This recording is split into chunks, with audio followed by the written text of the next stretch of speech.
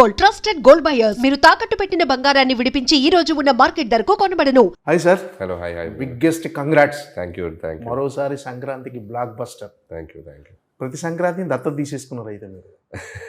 బాగుంది తీసుకున్నట్టే. వాళ్ళు నన్ను దత్తత తీసుకున్నారు అనుకుందా. సంక్రాంతికి ఆడియన్స్ నన్ను దత్తత తీసుకున్నారు. ఏంటి సార్ అంటే ప్రతి సంక్రాంతికి అలవాటు అయిపోయిందా? అలవాటు అని కాదు కానీ సంక్రాంతి అంటే ఒక తెలియని ఒక కనెక్షన్ ఉంది. నేను చేసిన ఆల్మోస్ట్ 9 ఫిలిమ్స్లో 4 సినిమాలు సంక్రాంతికి రిలీజ్ అయ్యాయి. ప్రతి సంక్రాంతి ఒకదాని నుంచి వెళ్ళింది. సో తెలియకుండా ఆడియన్స్ కానీ నేను చేసే జోనర్స్లో ఎక్కడో వాళ్ళకి ఆ బిలీఫ్, ఆ ఎంటర్టైన్మెంట్, సినిమా థియేటర్కి వచ్చి సెలబ్రేట్ చేసుకునే ఆ వైబ్, ఆ సినిమాలోకి వచ్చి చూడటమే కాకుండా ఆ సినిమాలో ఉన్న కొన్నిటిని వాళ్ళు తీసుకెళ్ళి అవి ఇళ్లలో ఎక్స్పీరియన్స్ అయ్యి మాట్లాడుతూ వాడుక భాషలోకి తెచ్చుకొని వాళ్ళు దాన్ని మళ్ళీ తిరిగి ఎంజాయ్ చేయటం.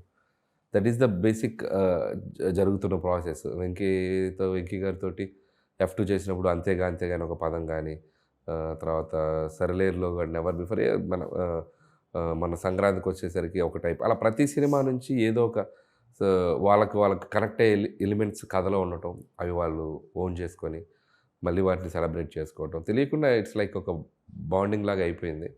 సో నెక్స్ట్ కూడా అలాగే కంటిన్యూ అయితే బాగుంటుంది. అంటే ఇప్పటివరకు మీరు తీసిన 9 సినిమాలు అన్నీ సక్సెస్ఫుల్ సినిమాలు. ఇప్పటివరకు అపజయం అంటూ లేదు మీకు. అంటే ఇప్పుడు ఈ 8 సినిమాల రిజల్ట్కి ఈ మనశంకర వరప్రసాద్ రిజల్ట్కి అంటే మీరు గమనించిన వేరియేషన్ కానీ ఏమైనా తేడా ఉంది సార్? అంటే 8కి 8 డిఫరెంట్ జోనర్స్, 8 డిఫరెంట్ సబ్జెక్ట్స్. ఆ టైంకి ఆ హీరోలకి అవి చాలా పెద్ద హిట్లు అయ్యాయి. బట్ అన్నీ ఒక టైప్ సిచ్యువేషన్లో వచ్చాయి. బట్ ఈ సినిమా కొద్దిగా స్పెషల్ ఏంటంటే చిరంజీవి గారు ఆ కంబ్యాక్ తర్వాత ఒక ఫుల్ ఫ్లెడ్జ్డ్ ఫ్యామిలీ ఎంటర్టైనర్ చేయడం, దట్ ఈస్ ద స్పెషల్. 2017లో ఆయన తిరిగి వచ్చాక పాలిటిక్స్ నుంచి ఆల్మోస్ట్ ఈ 9-10 ఇయర్స్లో ఇలా కంప్లీట్ ఫ్యామిలీ ఎంటర్టైనర్, ఒక క్లాస్ లుక్, ఇంత స్టైలిష్గా, ఇంత ఇదిగా, అండ్ అలాగే మన ఇంట్లో మనిషిలాగా మాట్లాడే విధానం, నడుచే విధానం, ప్రజెంటేషను, అంటే ఒక స్టార్ ఇమేజ్ ఉంటూ ఇంత లైవ్లీగా చేసిన సినిమా ఇదే. సో ఇది నాకు చాలా స్పెషల్ అనిపించింది. అండ్ చిరంజీవి గారిని ఇంత పెద్ద సూపర్ డూపర్ బ్లాక్ బాస్టర్లో చూపించే అవకాశం నాకు రావటం, దాన్ని ఈరోజు అందరూ సెలబ్రేట్ చేసుకోవటం, దట్స్ సంథింగ్ స్పెషల్. అంటే చిరంజీవి గారు మంచి వింటేజ్ లుక్లో కనిపిస్తున్నారు. అంటే ఆయన్ని అభిమానులు ఎలా చూడాలనుకుంటున్నారో అలా చూపించేశారు. అంటే నిజం చెప్పాలంటే మాకు పీరియాడికల్ డ్రామా చూస్తున్నట్టు 1970స్లో అనిల్ రావుపూడి గారు చిరంజీవి గారు కలిసి ఒక సినిమా తీస్తే ఎలా ఉంటుందో ఆయన లుక్ అలా ఉంది. అదే లుక్స్లో ఆయన మళ్ళీ ఒక 35 ఇయర్స్ బ్యాక్ వెళ్ళిపోయారు. అది పెద్ద ప్లస్ అయింది. అందుకే సినిమా కంటెంట్ కూడా ఈ జనరేషన్ ఆడియన్స్ కూడా చాలా కనెక్ట్ అయిపోయారు. సాంగ్ కానీ, హుక్ స్టెప్ కానీ, ఆయన చేసే జోక్స్ కానీ, ఆయన మేనరిజమ్స్ కానీ, ఫైట్స్ కానీ, ఇవన్నీ బాగా కనెక్ట్ అయిపోయారు. సో ఆ లుక్స్ అనేది చాలా పెద్ద ప్లస్ అయింది సినిమాకి. So credit goes to Chiranjeevi గారు. ఓకే. అంటే ఈ సినిమా సక్సెస్ అనేది మెగా కాంపౌండ్కి మీరు 2 హిట్లు ఇచ్చారు సార్. ఒకటి సుస్మితా కొనిదెల గారికి, నెక్స్ట్ చిరంజీవి గారికి. సో అంటే ఒకేసారి అంటే ఫస్ట్ థింగ్ ఏంటంటే చిరంజీవి గారికి ఆయన సక్సెస్ కంటే సుస్మిత గారి సక్సెస్ని మోర్ ఎమోషనల్గా ఫీల్ అయ్యారు. ఆయన షేర్ చేసుకున్నారు సార్ ఇది మెయిన్ మీతో. షేర్ అంటే ఆయన హ్యాపీ అండి. ఫస్ట్ ఆఫ్ ఆల్ మొన్న కూడా మాట్లాడాను నేను. అండ్ సాహు గారి పార్టీ ఈజ్ లైక్ నాకు ఒక ఫ్రెండ్ లాగా, ఫ్యామిలీ లాగా నాతో ట్రావెల్ అవుతున్నారు. అండ్ ఆవిడ కూడా ఒక పార్ట్నర్ లాగా ఈ సినిమాలో ఇన్వెస్ట్ చేసి తను ఈ సినిమా సక్సెస్ని ఈరోజు ఎంజాయ్ చేయటం. అండ్ సుష్మిత గారు కూడా ఆఫ్టర్ సో మెనీ ఇయర్స్ నుంచి, from so many years she is trying ఆయనతో ఒక మంచి ఫిల్మ్ ప్రొడ్యూస్ చేయాలని. సో అది ఈరోజు ఈ సినిమా ద్వారా జరగటం, అండ్ చేసే ఫస్ట్ సినిమాని ఎంత పెద్ద సక్సెస్ అవ్వటం, ఆ గోల్డ్ బాక్స్ ఎంటర్టైన్మెంట్స్ వాళ్ళకి ఒక ప్రాపర్ బూస్ట్ లాగా ఉంది ఈ సినిమా కూడా. సో ఆ విషయంలో నిజంగా ఆవిడ వెయిట్ చేసినందుకు ఆవిడ పేషెన్స్కి మంచి రిజల్ట్ వచ్చిందని అనుకుంటున్నాను. సార్ అంటే ఒక కొత్త కథ చిరంజీవి గారిని, అంటే కొత్త కథ కాకపోయినా చిరంజీవి గారిని ఎలా ప్రజెంట్ చేయాలో మీరు ఏదైతే అనుకున్నారో అది చూపించేశారు. అంటే ఈ రేంజ్ రెస్పాన్స్ వస్తుందని ఇంత, అంటే చాలామంది చిరంజీవి గారి సినిమాలు చూసి చాలా రోజుల నుంచి ఆగిపోయిన వాళ్ళు ఈ సినిమాతో మళ్ళీ చిరంజీవి గారి సినిమా చూసి సెలబ్రేట్ చేసుకుంటున్నారు. అంటే చిరంజీవి గారిని ఎలా చూడాలో అలా చూశారు కాబట్టి వాళ్ళు సెలబ్రేట్ చేసుకుంటారు. అంటే ఈ రేంజ్ సక్సెస్ ఎక్స్పెక్ట్ చేశారా సార్? ఇంత అప్లాజ్ వస్తుందని? అంటే ఫస్ట్ మేము సినిమా చూసినప్పుడు మాకు ఆ ఫీలింగ్ అయితే వచ్చిందండి. సినిమా రిజల్ట్ ఎంత పెద్ద హిట్ అవుతుంది పక్కన పెడితే, ఈ సినిమా చూశాక చిరంజీవి గారిని మాత్రం గట్టిగా సెలబ్రేట్ చేసుకుంటారనేది అనిపించింది. టు బీ హానెస్ట్ అనిపించింది, టీం అందరికీ అనిపించింది. సో అది అలాగే ఈరోజు ఆడియన్స్ అంత పెద్ద ఎత్తున రిసీవ్ చేసుకున్నారు.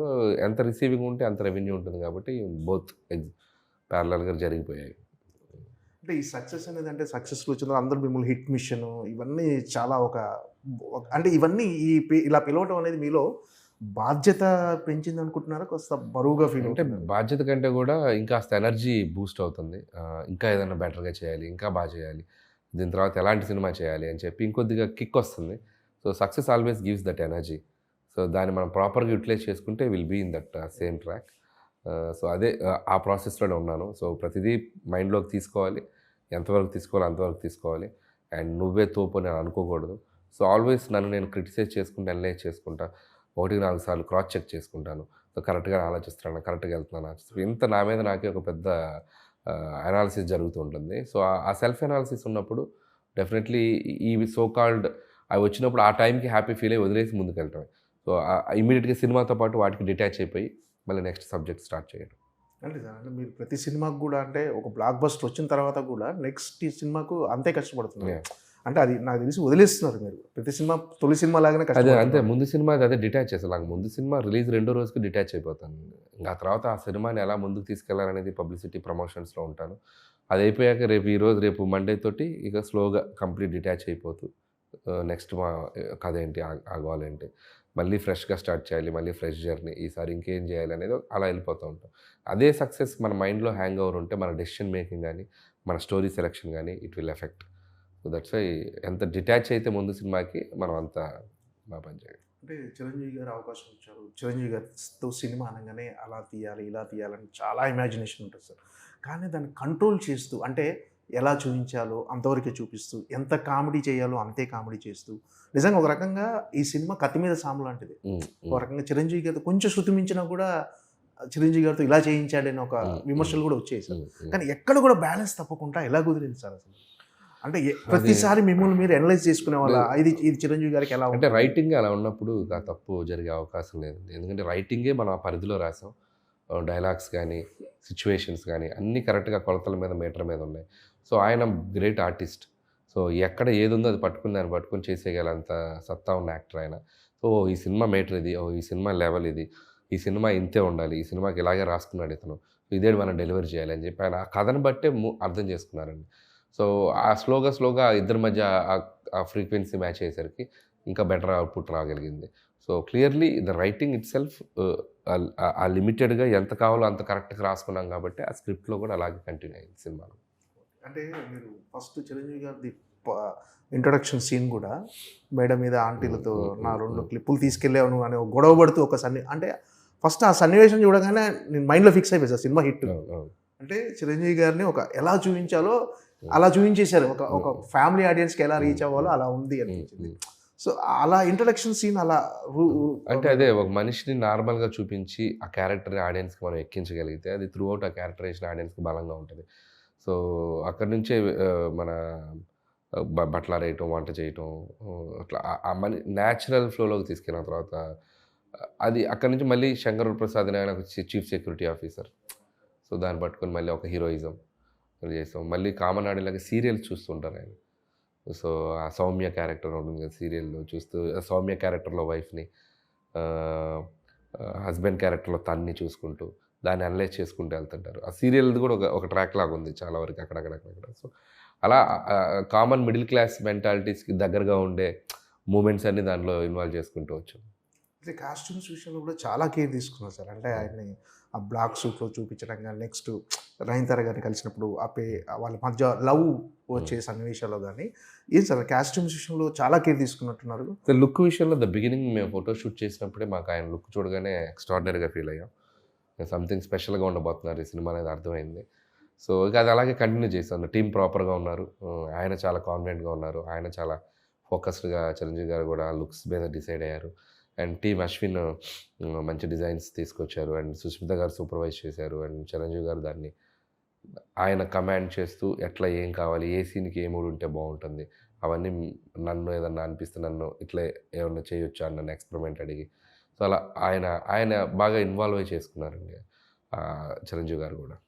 అంటే కొన్ని విషయాలు చిరంజీవి గారు సజెషన్స్ ఏమైనా తీసుకున్నారు సార్ ఆయన ఇలా? సజెషన్స్ అంటే ఆయనకి అనిపించినవి ఎప్పుడు హీ కెన్ త్రో అండి, ఇస్తుంటారు. సో ఇట్లయితే బాగుంటుందేమో చూడమ్మా అంటే, బాగుంది సార్ అంటే నచ్చితే దాన్ని యాజ్ ఇట్ ఈస్గా ఇంప్లిమెంట్ చేస్తాను, లేదంటే సార్ ఇది బాగుంటుందేమో అని చెప్పి నేను కన్విన్స్ చేస్తాను. సో ఆ మ్యూచువల్గా ఇద్దరికి అండర్స్టాండింగ్ ఉందండి. సో అది హ్యాపీ, ప్రాబ్లం ఏం లేదు. అంటే క్లైమాక్స్లో ఒక సన్నివేశం ఉంటుంది సార్, జరీనా బేగం గారిది. Second మన నయనతార గారితో మాట్లాడే ఒక కాఫీ తాగే సన్నివేశంలో భర్త రక్త సంబంధించిన వ్యక్తి కాదు, అందువల్లనే కొంచెం మనం చాలా అలా తీసుకుంటాము వాళ్ళని అని ఒక ఆ వివరించే సన్నివేశం ఐడియా ఎవరిది సార్? అంటే అది నిజంగా చెప్పాలంటే అది ఇంకా ఎక్కువ ఎలివేట్ కదా, హైలైట్ అయిన సన్నివేశం సార్. అవును, అది రైటింగ్ చాలా నాకు ఎప్పటి నుంచో అది అబ్జర్వేషన్.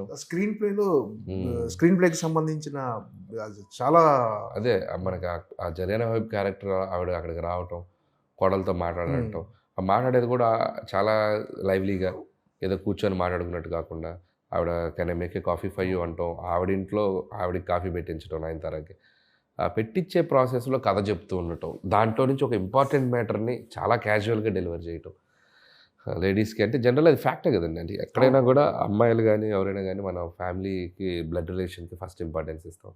హస్బెండ్ అన్నప్పుడు తెలియకుండా ఒక ఇది ఉంటుంది, మ్యూచువల్, అది అబ్బాయి అవ్వచ్చు అమ్మాయి అవ్వచ్చు, బట్ ఆ జనరల్గా జరిగే ఒక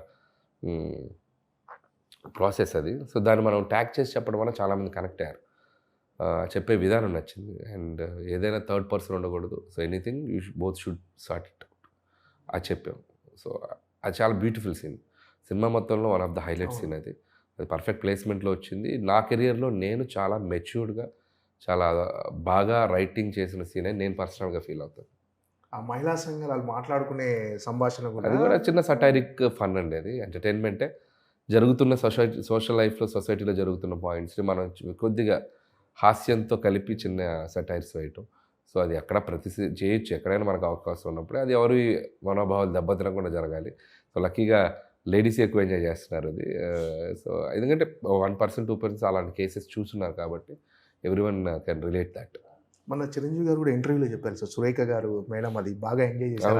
అవును, అదే చెప్తున్నాను కదా, చాలామంది ఎంజాయ్ చేశారు అది. సో అది కూడా one of the highlight film. Okay, అంటే మెయిన్గా అంటే ఈ సినిమాలో మీకు మెయిన్గా టఫ్ అనిపించిన పార్ట్ ఏంటి సార్? అంటే చిరంజీవి గారితో సాంగ్ అంటే first situation song hook step లేదు, దాని ముందు వేరే సాంగ్ ఉంది. ఆ సాంగ్ని మార్చడమే పెద్ద టఫ్ అనిపించింది నాకు. దాన్ని చిరంజీవి గారి టైమింగ్లోకి తేవాలి. ఒక గ్యాంగ్ లీడర్లో చిక్కి చేయలేం. ఒక ఇంట్రడక్షన్ సాంగ్ వస్తే చిరంజీవి గారి అప్పట్లో బద్దలైపోయాయి థియేటర్స్. రౌడీలో కానీ, సో గరాణ మగుళ్ళలో కానీ, బంగారు కొడపెట్టి ఒక ఇంట్రడక్షన్ సాంగ్ ఎనర్జీ కావాలి అనే దాంట్లో చాలా స్ట్రగుల్ అయ్యాం. ఆ స్ట్రగుల్ అయిన దాంట్లో వచ్చిన పాటే హుక్ స్టెప్. అది మోడర్న్గా ఈ జనరేషన్కి బాగా రీచ్ అయ్యేలా అది బాగా వచ్చింది. అది వచ్చాక మీకు రిలీజ్ అయ్యాక తెలియకుండానే ఒక వైబ్ క్రియేట్ అయింది సినిమాకి. అది క్యారీ ఫార్వర్డ్ చేసాం. అంటే హుక్ స్టెప్ పాట కంటే ముందు ఒకలా ఉంది, హుక్ స్టెప్ పాట వచ్చిన తర్వాత ఒకలా ఉంది. అదే చెప్తున్నాను, ఆడియన్స్కి ఒక ఎక్సైట్మెంట్ క్రియేట్ అయింది. ఓ ఫ్యాన్స్కి కూడా ఈ సినిమా ఏదో మామూలు సినిమా కాదు, దీంట్లో మ్యాటర్ చాలా వేరేలా ఉండబోతుందని చెప్పి వాళ్ళు ప్రిపేర్ అయ్యి వచ్చారు. సో వాళ్ళ అంచనాలకు అందుకుంది సినిమా ఈరోజు అద్భుతమైన విజయం. And for more videos, please subscribe to iDream. Please subscribe to iDream. Please subscribe iDream. And please subscribe to iDream. For more videos, subscribe to iDream. please like, share and subscribe to the channel. Congratulations, iDream. Subscribe to iDream. Subscribe to iDream. So subscribe to iDream Media. iDream team andarki huge congratulations. Please subscribe iDream Media. Please subscribe to iDream. Subscribe iDream. Please subscribe to iDream. iDream అంటే నా కళల ఛానల్ను subscribe చేసుకున్న నోరు తిరుగుతలేదు, మీరైతే గంట గుర్తు కొట్టండి. For more such videos, please subscribe to iDream. Subscribe to iDream. Please subscribe to iDream. Please subscribe iDream Media. Please do subscribe to iDream. Please subscribe to iDream Media. For best entertainment and information, please subscribe iDream. And don't forget to subscribe to iDream.